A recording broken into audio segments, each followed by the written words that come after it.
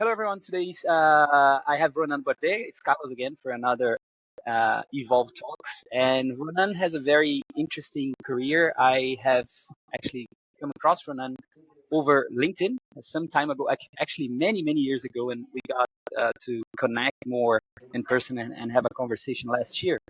Ronan is the founder of EGI Group Digital One to One, and he sits as an investor in many groups. So Ronan, welcome. I always start these shows with the same questions, like the big picture. Who's Ronan? Yeah, and what's the story? What's your story in the world of commerce? Thank you, Carlos, and thank you for inviting me for this talk. I'm going to try to make the short version, not the long version. But as you can see, I'm French. I've been living in Barcelona for 20 years now, and I've been working in the e-commerce industry also for 20 years. So it's a long journey for me. Actually, my first very relevant experience was in Barcelona for a German company called Redcoon. So Redcoon, I don't know if you know this company. It's a pure play e-commerce who was selling electronic goods online. So cameras, TV, and car audio, for instance. And let's say that I had the opportunity to start in the company when they just launched the Spanish market. So it was the founder, whose mother was Spanish, who decided to, after I think 6 months after creating the company in Germany, to launch this activity in Spain. And basically, I started as an employee, like in a flat in the center of Barcelona, with no customers, no employees at my side, and the boss. And 2 years later, it was in 2005, we already had 40 employees, 2,000 square meters of warehouse, and around 30 million turnover online. So 30 million turnover online in Spain in 2005. You can imagine it's not very common, and so at this time it was very crazy. So I leave, let's say, the total startup experience very soon on my career, and since then I've been very passionate about the e-commerce, and I always stay in this industry. Nice. The first thing I would like to ask you is, like you, like myself, you are an international, and tell me about that. Being an international in you're coming from France, going to Barcelona. What are the main learnings you had? And also when it comes to international expansion, being an international myself, I've had so many learnings, but it's you who's on stage. And maybe at some point I can share my learnings, but I would love to hear your learnings, your life. Yeah, I mean, maybe my experience is not so strong as yours, because at the end of the day, I always say, when you're French, Barcelona is not very exotic. It's like I take my car or train, and like in 1 hour and a half, I'm already in France. So for me, of course, I didn't. When I arrived here in Barcelona, I had no job. I didn't know anyone, and I didn't even know the city. I never been to Barcelona before I started to live there. But and I was very young, So Carlos, I was like I was 25 years old, so no string attached, no pressure, only pleasure, a lot of energy. So for me, it was very energetic. And again, with this experience in e-commerce, I really found my passion. That was for sure. Starting so soon to work in a company where you have very few competitors, where no one understands what the fuck you're doing.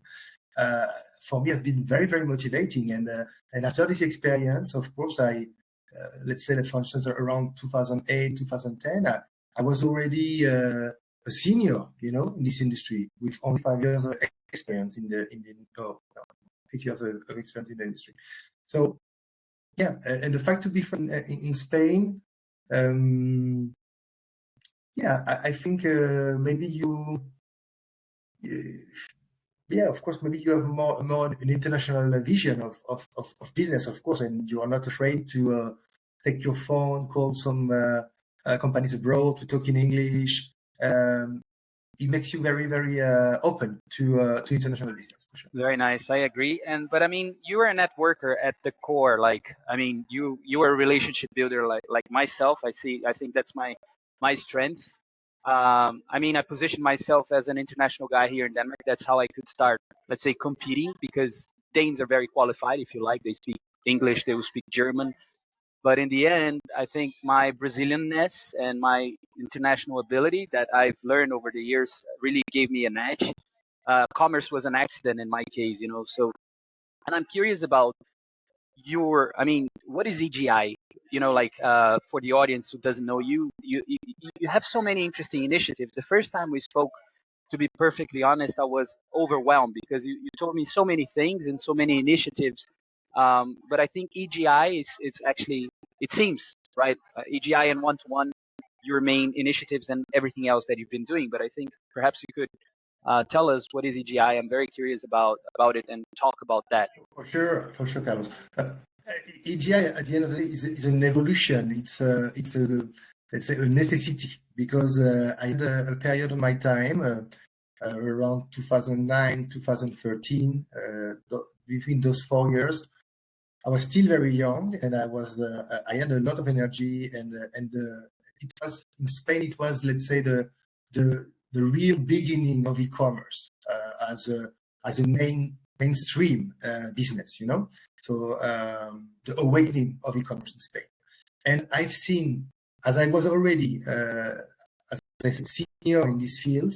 Senior is a big word, but I see so many business opportunities, but so many. And as I was connected with France, very connected with France, which was a much more mature market for e-commerce, I was constantly impacted by new ideas, new business model, and let's say that the combination of my passion plus energy plus fullness of this young age pushed me to create a lot of projects at the same time and to be all over the place, which is not good at the end of the day, because when you do too much, you don't do anything. No? So I've been very, very ethic during this period. I don't remember how many projects and how many companies I created or participated in the creation. And of course, when people ask me, Ronan, what do you do for a living? I was like, look, well, I've created this company and then I've created this one. And I'm also working on this project. And okay, that was just impossible to explain. That's why with an advice of one of my partners, who told me, Ronan, you should do something about that. I created the concept of EGI. In this case, it was called E-commerce Global Incubator. Okay, so it was more or less the brand I created to put all my projects within and then try to organize the activities that I had at this time. Of course, it was a long time ago, so it evolved a lot. So now, if I have to summarize, with EGI, we have 3 main activities, but mainly we are working with e-commerce tech startups, so not e-commerce sellers, e-commerce tech SaaS technologies from abroad and from Spain, and we can help them to accelerate in general. When they are mature already, we have some services to help them to accelerate, mainly in the Spanish market. And when they are young, we have created an acceleration program for very, very young startups and pre-seed startups, like, so school, acceleration program, but vertical acceleration program for those kind of companies. So at the moment, and let's say we sustain those activities, or we take advantage of the third activity, which is the B2B event activity for the e-commerce industry that I have created in Spain 10 years ago, where I do all my networking, all the interesting contact that can enable us to deliver better services for my acceleration program and for my acceleration services. I don't know if I've been clear about that, but more or less this is the situation at the moment. That's super interesting, but I still want to talk about your relationship building skills, and because I mean, I like yourself, I don't know. I think I've had a lot of energy. I think a bit less nowadays, but still a lot of energy, right? Same for me. Yeah. but this part of being a company builder, I think we could call you a company builder, relationship builder as well.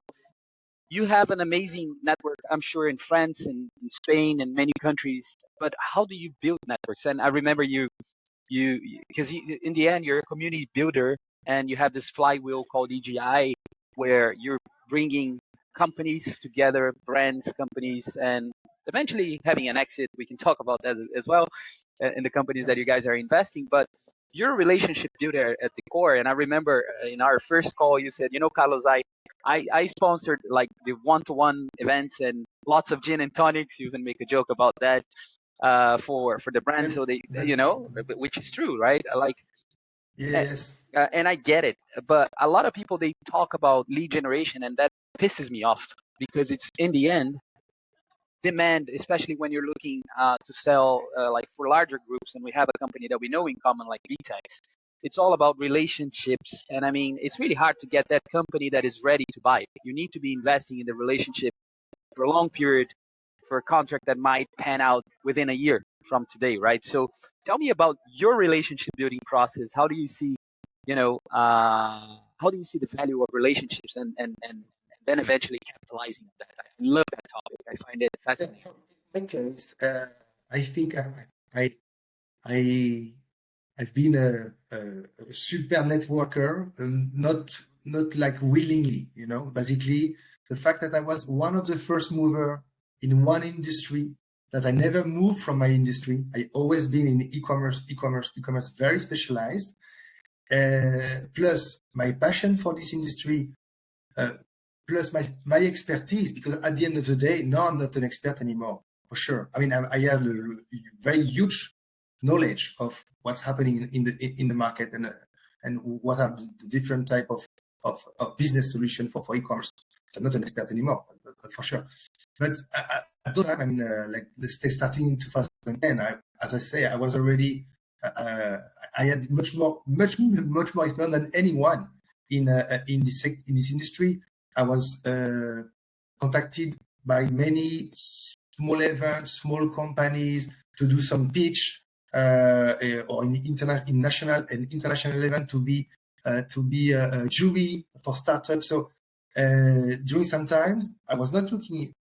I mean, I was quite active in LinkedIn, of course, but then, of course, I received a lot of solicitude to make interviews, to make conference, to be the jury member, and I built my image of experts in one field, but that's been, again, 20 years now in the same industry. So it's not a short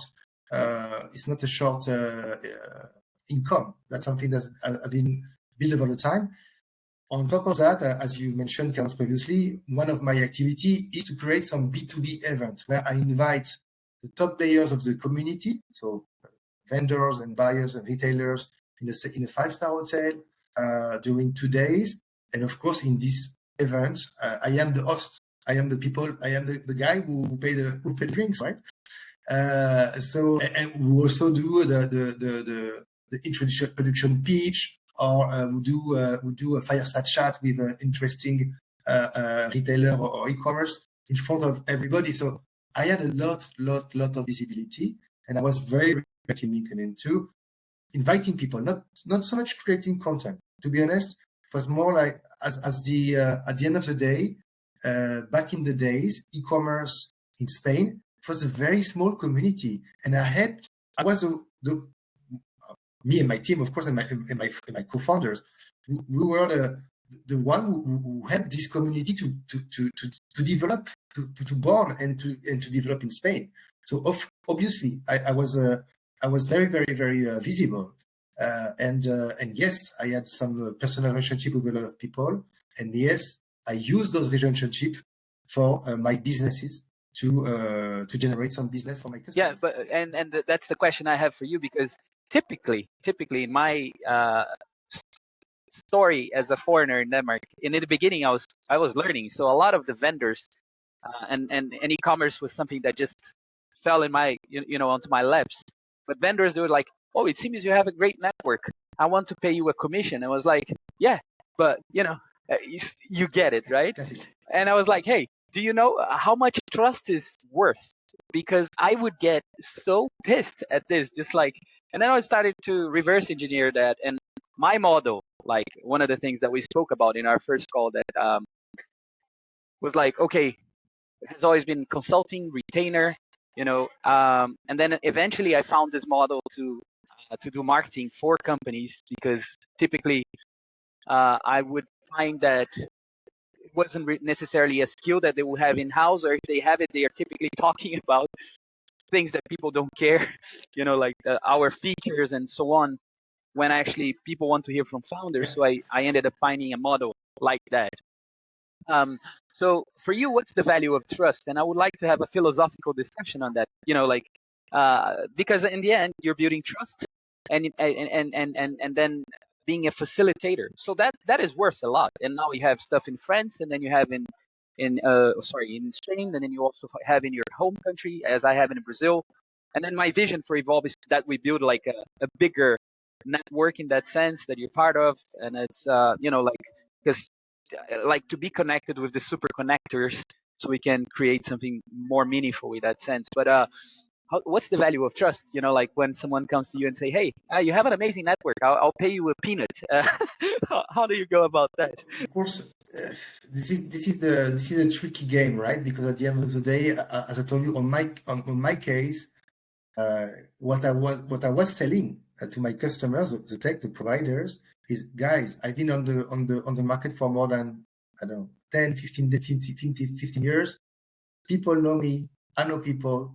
I am recognized as an expert in the e-commerce field. And yes, if I take off my time to push your solution on the market, that's worth more than commissions. Okay, because if I would have to work on commission, then I will get 30 clients in a month. Everybody wants to work on commission. So the relationship should be different, right? I can't, and at the end of the day, this is also part of the thing that could be not so positive for your image. And I think on my case, I did also maybe push it too much in the past. Not now, not anymore, but in the past, when you take too much customer at the same time and you push too much solution on the market, then your image starts to evolve from, wow, this guy, what he's talking about, to, whoa, this guy is a spammer, So this is very, very, very, very dangerous, actually. So that's why also this model, Carlos, let's say on the business model point of view of trying to be an intermediate between innovative tech and buyers, retailers, brands, and e-commerce, it's not an easy one, because see this border where you pass from an expert and, oh, thank you for the advice, to, hey mate, this is the third time you contact me this week. This is too much, This is quite a thin border, and I think it's not easy to when you want to grow. Of course, as an entrepreneur, you want to grow, so you want to push and push more. In this case, you have to let's say to concentrate more, focus more on quality. But if you do only quality, then your revenue, they are limited.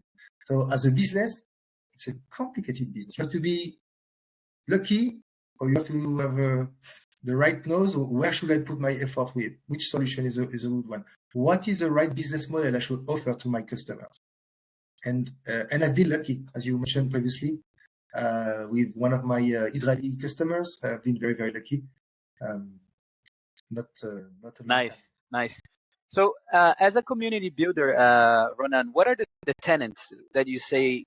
I mean, we're talking about, you've been putting people together, brands, and as a community builder, what's your secret sauce, in your opinion? What are the pillars to build a solid community that, like the ones you've been building, like France and Spain? What's important there? Well, I think there is many things. The first one, maybe, if you want to build a community after the trend is over, or when the market is consolidating, it's complicated. So if you want to build a community, maybe there is time to market. There is timing. Okay.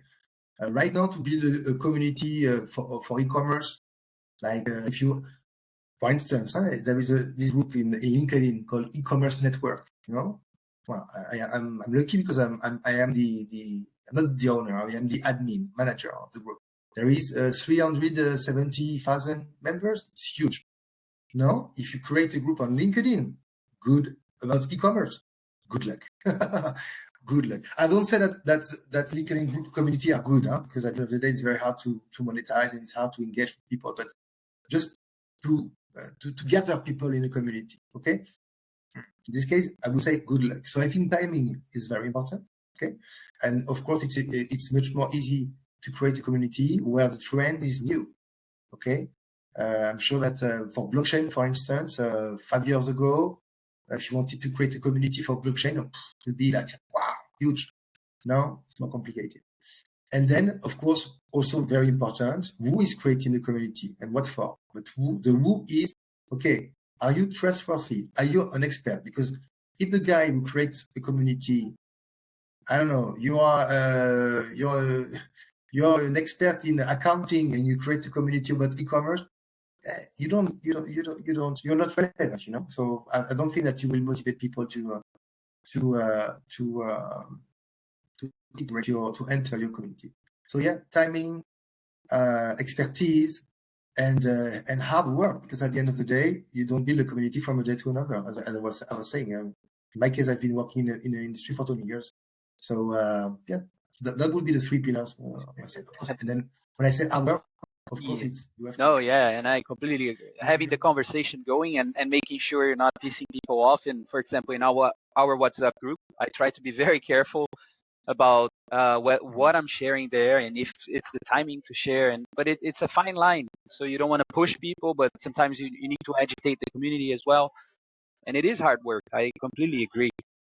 Ronan, for you, like I became a mentor of EGI, which is something I'm very excited about now, and Thank you. yeah, I'm looking forward to it. And tell me about the programs and the startups that you have had in the past, but what you're expecting also for the upcoming startups. Yes, so we created this format of a vertical acceleration program, again, only for pre-seed SaaS, e-commerce tech, retail tech startups.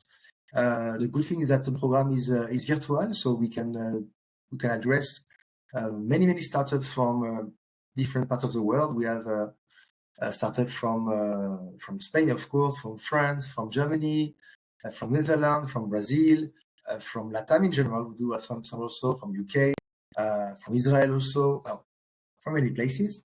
And with the time, now we are in the 4th edition of EGI Booster, right in the middle right now. No, so we have fine-tuned the content, the process. So well, we have I think of course it's easy for me to talk positively about it. No, I think we have created something which is quite useful for startup communities, the young startup that we are working with, because we offer them at the end of the day something very specific. Those startups, they want contacts, feedback from their potential customers, and their potential customers, of course, are part of our network. I think we really have created a format that gives value to the startup, that do not make it perfect, of course. We also have startup who die, or startup that can complain. But in general, really, we have a nice few startups, and hopefully we can we're gonna continue with this format, trying to improve it every editions. At our level, at our scale, of course.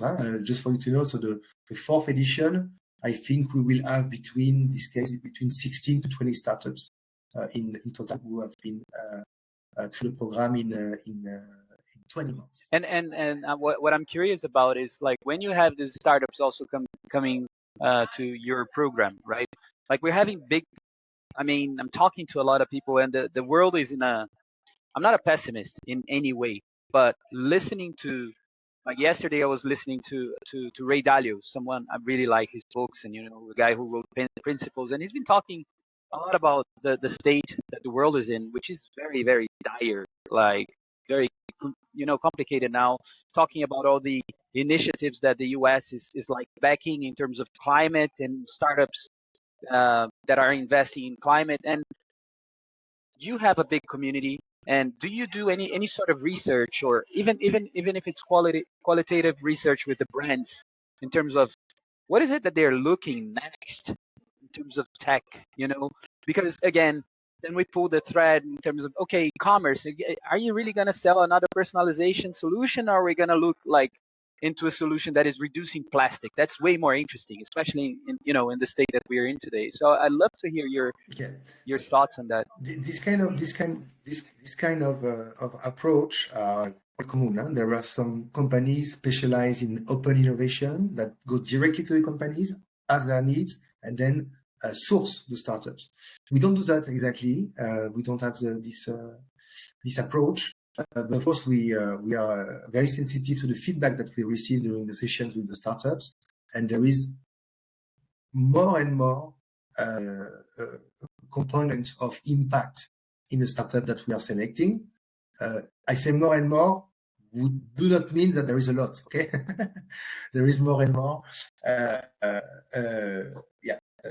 This criteria is more and more present, and I think in the future, of course, impact will be impact plus commerce plus impact will be a huge trend.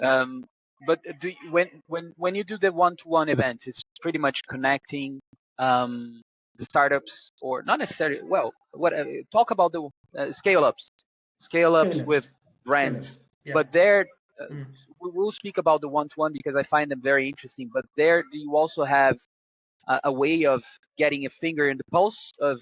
And I mean, I think countries, they are at a different stage. Like the Nordics or Denmark, where I'm based, is Yes. in that sense, more concerned at least, and maybe some initiatives that you see here in terms of green tech, climate tech, wind, everything. But I think this is arriving, and at least in Europe, it's gonna come soon because the energy costs are high and all of that. So in the end, it will impact the big brands, So yes, I the first tech that will emerge in Spain will be the tech that can ally impact plus saving, or impact mean saving. Okay, if all the companies are very cost sensitive, so if you can find a technology that can help them to reduce their cost and therefore be less be more conscious for the environment, for instance. Yes, that's this kind of tech or solution could be more appreciated, or more eager to impact the market. Perfect. Tell me about this one-to-one event that you host, then the one-to-one format event, the one-to-one events that you host, and what happens there exactly. Yeah, again, it's a very interactive format, so it's a format where we don't want to have to put the maximum number of people. We just select some retailers, brand, and e-commerce. On the other side, we have some e-commerce tech and agencies, and all these people during 2 days they interact with each other, of course personally, but business-wise also. So we have a platform where everybody say, okay, I offer this kind of service, or I'm looking for this kind of service. We do the matching, and we do one-to-one meetings during the event. But of course, we have a bit of content. We have a lot of activities of networking, party, all the dinner, lunch, breakfast, and everything, so that they can really bound with each other. It's not like you are in a trade show, you go to a booth, you say, I give you my card, you take my card. No. If you want to if you want to meet someone, you can meet him at the breakfast, at the lunch, at the party, in a one-to-one meeting, in a coffee. There is a lot of possibilities to build a real relationship with the person. You were talking about trust before, Carlos. This kind of format, this is exactly that. You can build the trust, you can build a relation, and then when you go home, you are not afraid to take your phone and call the guy on his mobile phone, because you have been sharing a lot of your time during those 2 days. So this format is working quite a lot for business. Amazing. So it's almost like Tinder for business that you created there. I'm just with the French, all the French spice that you can bring, and the Spanish as well. Exactly. All right, man. Final question is, so your views on, I don't want to ask you about, I want to ask you something different from my typical final questions, which is society. How do you see us evolving as a species? And it's more philosophical. What do you think if you were to have this? Do you have kids? Do you have children? You do, right? I think you told me. I have a kid of 1 year and 2 months. So yeah, Nice. as you can see, I'm on it. Yeah, Congrats, congrats. It's great. I have two. One is 11. It's like video game. It just gets you get to a different level, you know. And exactly. Level one but for me. if you had a message that your son would listen in a few years from now, and that more people would listen in a few years from now, in terms of society evolving, because I have a company called Evolve. What would that be? What would you like to For my to child, I share? mean, as a my child, myself, I've been working on my own consciousness for many, many years now. And actually, last week I was terminating a training called Kundalini Activation, which is a I very saw that on interesting LinkedIn. therapy. So I've been working on myself for more than 15 years. And for me, I would say that the society would be much more positive, nice, calm, in peace if the person in general would be also in peace. So when I say in peace, for me in the future, and I hope that is going to happen, I think that the more people work on themselves to understand how they work as a person, how they react in society, how they react in their family, how they cope with their own emotional injuries, the more they work on that, the more the society will evolve in a positive way. What does that mean? That means that we have been trying to change the society with a macro approach, meaning that we make some laws, we see, yeah, we try to solve all the problems in society with a broad view, changing laws, changing everything. But we forget that if we want to change as a society, we have to change people from within. Because at the end of the day, we are responsible for all the problems of society at micro or macro level.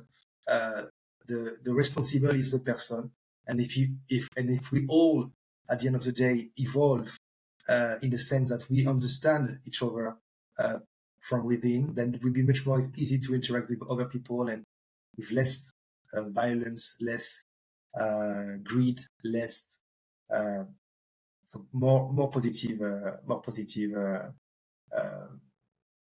interaction. I can see that I'm a bit limited by my vocabulary on this topic, but I think you get the essence Yeah, of no, what I wanted to. I get the message, and I love if you could expand on that. I think I saw that on LinkedIn. I'm not sure, but I saw that you had concluded a course, and from just something personal also, and sharing something that happened in my life. In 2019, I divorced, and then right at the verge, at the when I was about to divorce, and I went to Brazil, and I said I need to take care of my mental health, my mental state. So I went to a psychiatrist, started going to the shrink, to the psychologist again. But I that's one of the reasons why I like Ray Dalio so much, is because the guy created like one of the biggest financial companies in the world, but he still practices TM, Transcendental Meditation, and that's where I learned about it. And so I did my course on TM, and I had like to follow the rituals there, to do a course, and I do TM to this day. Like uh, I'm not so regular because they want you to do twice a day for 20 minutes, and it's really nice actually. You really relax, and I think it changed my life. On top of that, trying to improve myself, also be more observant about my actions. But I'm definitely more tranquil in a way. I can reflect more about things if I'm too tense, or if I'm too, what makes me anxious, what makes me Mm-hmm. angry. And so then you start understanding, I think, your triggers. Oh, this is something that, Exactly, like and, what.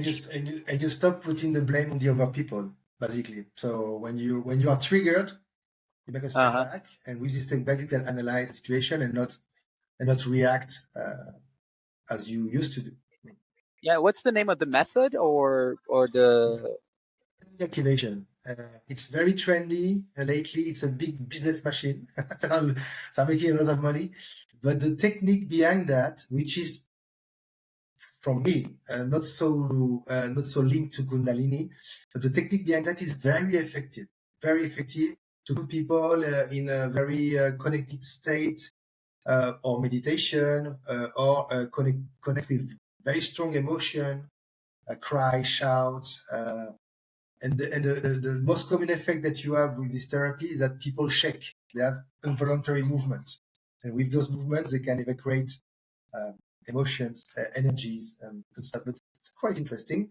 I don't like all the mythology around that, all the mystical, and I don't believe in it. But the technique is very, very interesting and very strong, very simple, very simple. Amazing, man. Ronan, it was a pleasure to have you on board here with me today. Thank you so much. So if people want to know more about AGI one-to-one and everything that you're doing, what's the best way to reach out and to get in touch? Yeah, they can connect in LinkedIn or follow my newsletter if they want. Happy to have more followers there. Yeah. All right. So that was Ronan Bardet, and we are over. So thanks very much, everyone, and until next time. Thank you, guys.